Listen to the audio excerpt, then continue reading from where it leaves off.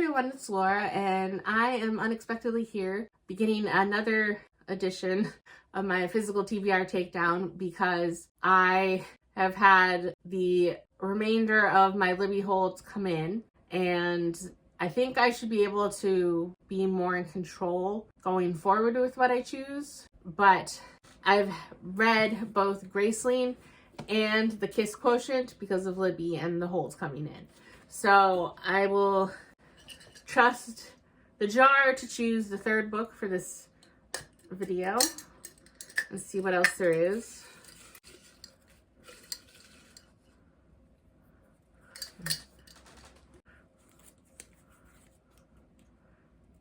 All right, it says Falling Kingdoms. I have no memory of what this book looks like. All right, I found it. So this will be the third book. I have no memory of this book. So for this next episode, these are the three books that I will be reading. So I will start with Graceling. This is one that when I filmed my physical TBR, I put this on the list because I wasn't sure if I had read it or not. And when I looked on Amazon history, it said I bought it in 2015. So almost 10 years. And I listened to the audiobook and it did not ring any bells because this is about Katza, who is able to kill a man with her bare hands. And see, going into it, that's all I knew about the story. And I thought that she had the magical ability that, like, if her skin touched you, they died. And that's not what it was. It's just that she's able to definitely kill a person quickly with, like, hand-to-hand skills. And unfortunately, the way that she found that out is when she was like 8 or 9. Her uncle is the king, and while she was in his court when she was like 8 or 9, one of her distant relations, I believe he was some sort of distant cousin, he would pay special attention to women. And when she got to be like adolescent, he started to pay attention to her, and he grabbed her inappropriately, and she basically put the heel of her palm to his face and like killed him. So in like one strike, she was able to kill him. So after that, her uncle basically used her as an enforcer, thug, assassin when needed. And he basically used her to cement his power and rule by fear. And she does not like her role. So she's 18 at the beginning of this book, and she has in secret set up a council of like-minded individuals that kind of do what they can to help people in need. And they take special requests, and it's spread throughout the different kingdoms of their realm. And she has contacts in different groups and everything. So at the start of this story, she saves this old man who is basically the father-in-law of a realm's king of the Lineage Kingdom, and he is being held in the dungeon of another kingdom, and they don't know why, but they go in to save him. And she encounters her ability to kill a person. They call it a grace, and the grace take many forms. There are people that are graced with the ability to sing well or play instruments or to foretell storms or fight well, or just no two graces are basically the same. And unfortunately, a lot of them inspire fear, and it's hard to hide that you're graced because you have heterochromia, so you have two different colored eyes. And unfortunately, in her kingdom, they are looked down upon. She encounters a guy, Poe, who is graced with fighting, and the man that she had saved is actually his grandfather. And so he's trying to search for his grandfather, and she's not sure if she can trust him to say, like, he's safe, we saved him, I have him. And he has one gold eye and one silver eye, for example. He's graced with fighting. But in his kingdom, graced people are basically kind of revered, and they're not looked on with fear as they are in Katza's kingdom. So she interacts with Poe, and because they can't just come out and say that she has a grandfather, she offers to help him search for his grandfather in other kingdoms. they kind of come across a sticky situation with a corrupt king in another kingdom, and they kind of go on a quest based off of that, and she ends up basically falling into a relationship with Poe, and that's all I really will say without spoiling anything. This book was alright. It was very YA. I enjoyed the read, but it's not something where I'm really eager to continue this series because there are more books in the series. There was enough of a resolution for Katsa and her story in this book where I'm satisfied. I did look at the summaries for the next few books. I believe there's 4 more in the series, and some of them follow side characters that were introduced in this book, and I just don't really feel the need to, because it's not really my type of thing where if I walked into a bookstore now, I wouldn't pick up this book. But I am happy that I did give it a shot and I did read it. But there was very insta-love between her and Poe, which was a little frustrating.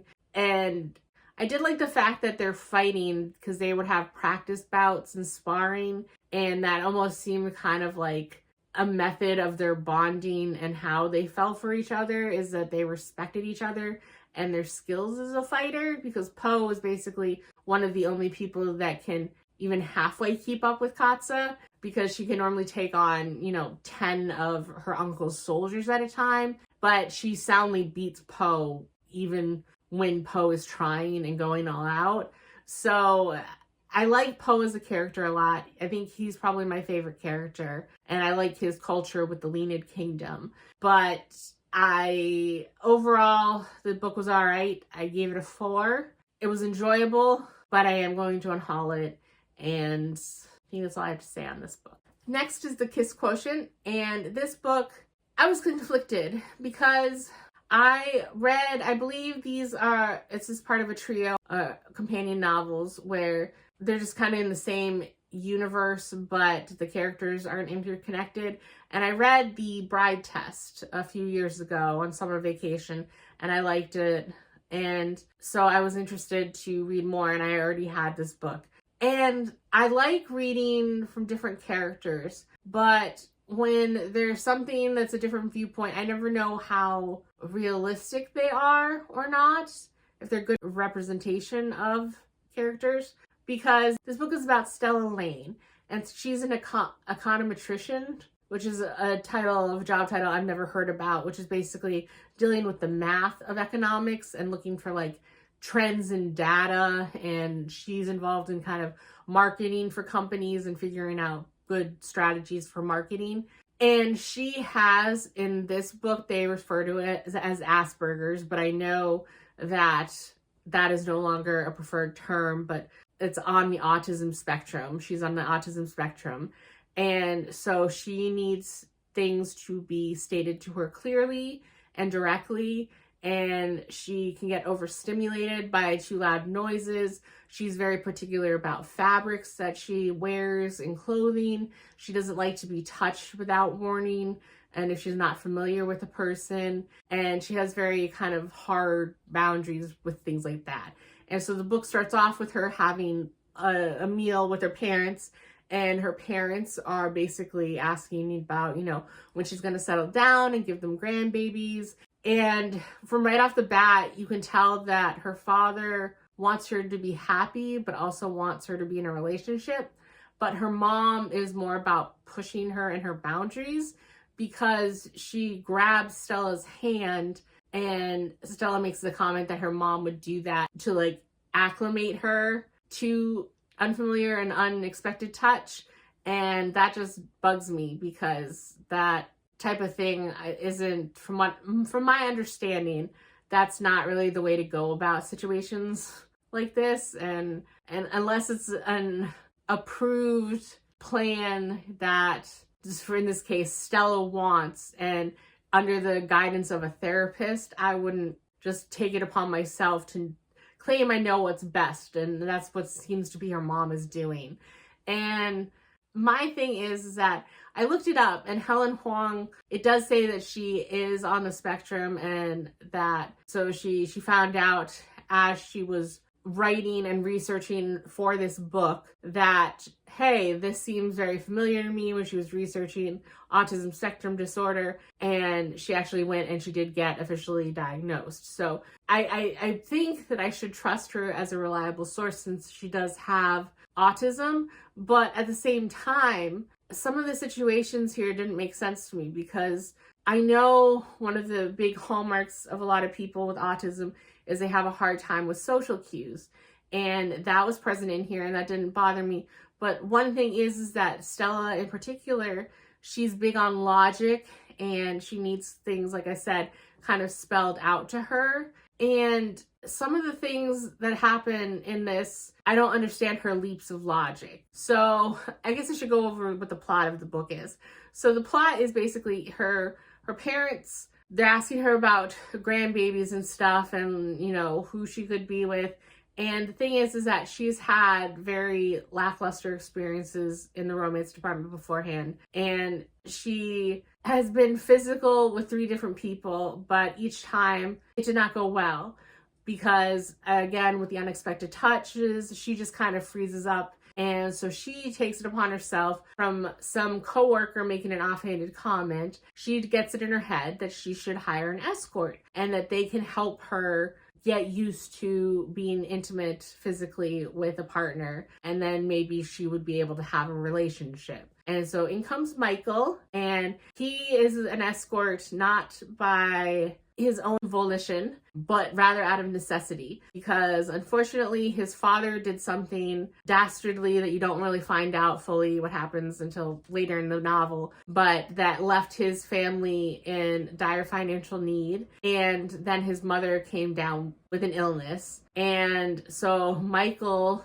and he has, I believe, 5 or 6 sisters, and he seems to be the oldest. So he kind of felt the responsibility to come back and take care of the family. But obviously with debt from every side, he ended up resorting to escorting to pay for everything. But he does try and keep it secret from his families. So one of his rules basically that he never sees anyone more than once. And so when Stella makes the offer of more of a long-term deal, he is not interested. But then he doesn't want her to be taken advantage of by other escorts. So he kind of reluctantly agrees. But he tries to break her more out of her comfort zone because he knows that she has issues with physical touch, but she doesn't let him know that she's autistic and that she doesn't want that label on her because she seems to have some ingrained self-hate about being autistic. And I think that's basically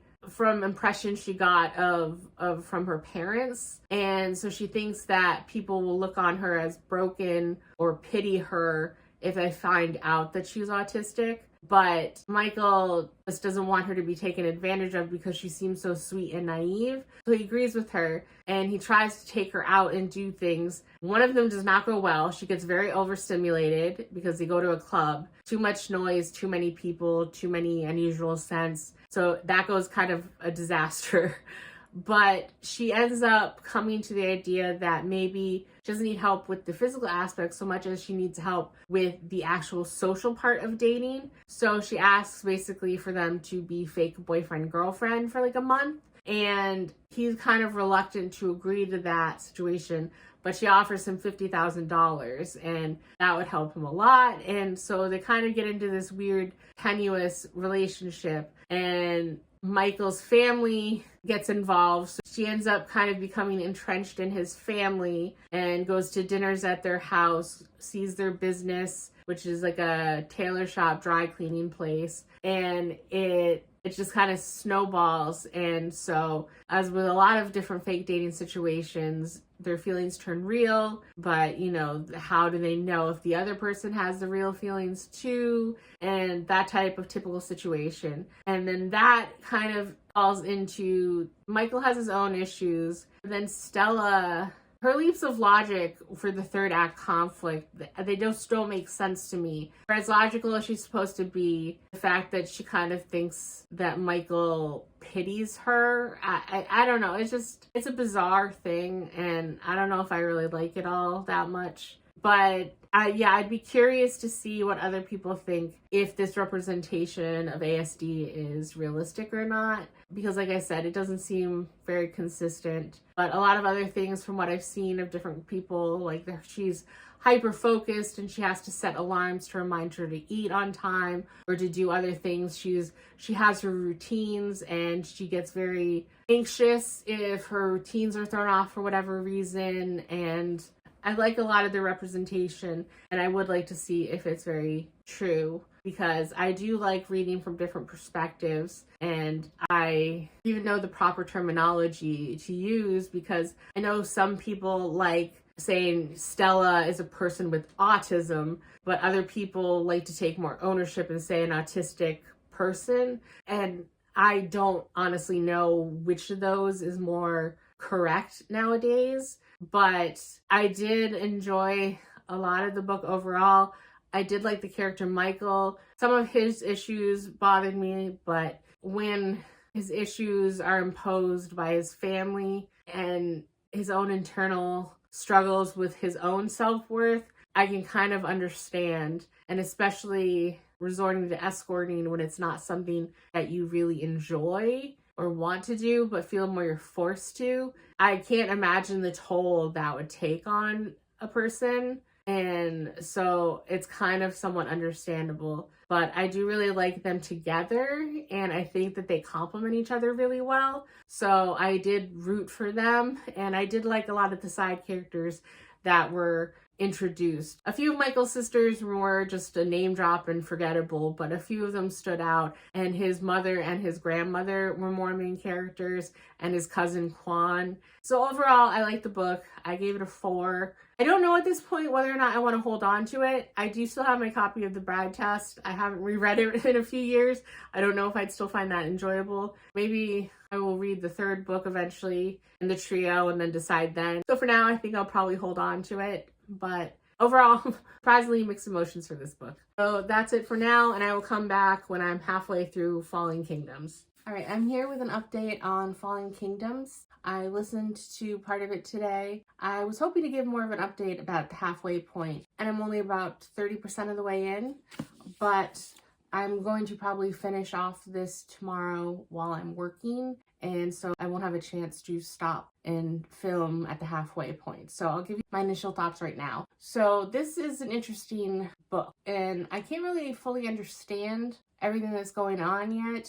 I've read 8 chapters. I'm at page 120. So this book is about a land that has 3 kingdoms, and these are the 3 kingdoms, and they have kind of had a pact and peace for the last century or so, but only the southernmost Oranos country is the only one that's actually still prospering. The center one, they had a 50-year contract to supply wine to the southern country, and so they used up most of their farm fields for grapes for wine, and they're well known for their wine production.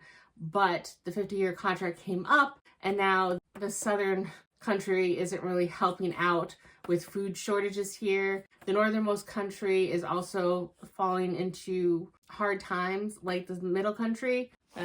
Limeros is the northernmost, and Palesia is the second, is the middle one. And they are a religious country that detests other gods and look down on alcohol consumption. And they have a beef with the current monarch of the southern country after 10 years ago some event happened. And basically all of the characters so far are kind of unlikable, and it confuses me a little bit because I'm still interested in continuing. I'm not interested in DNFing right now. So the main people that we follow are Cleo, who is the second daughter of the king of Oranos, and so she hasn't been taught to be the heir to the throne, and she's more into frivolous matters. And she went on a leisure trip with a few friends to get wine from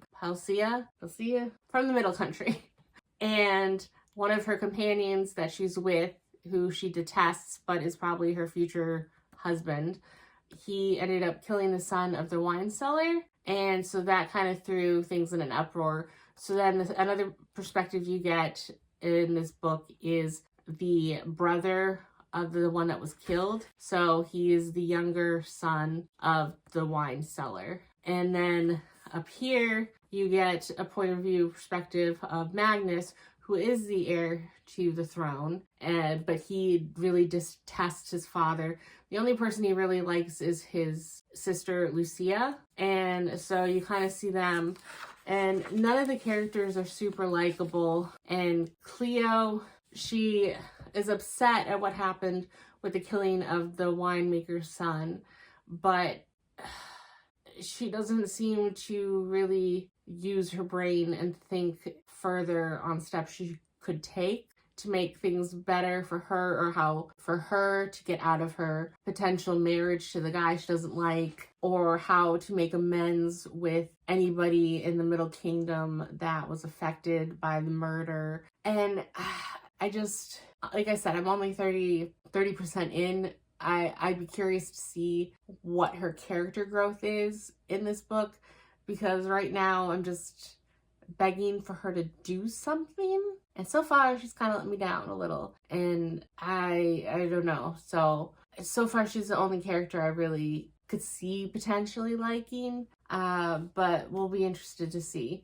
Unfortunately, I did look online, and this is the start of a series. There are 6 books in the series and 2 little short stories. I hesitate to call them a novella. One of them is only 21 pages. And so I'd be curious to see what I think, if I would be interested in continuing, because what they're setting up, I honestly don't know if I'd be interested so far. And I looked on Libby, and neither of the 2 libraries that I have access to have books 2, 5, and 6, I think. I think it has a book like 3 and 4. So I don't know. We'll see.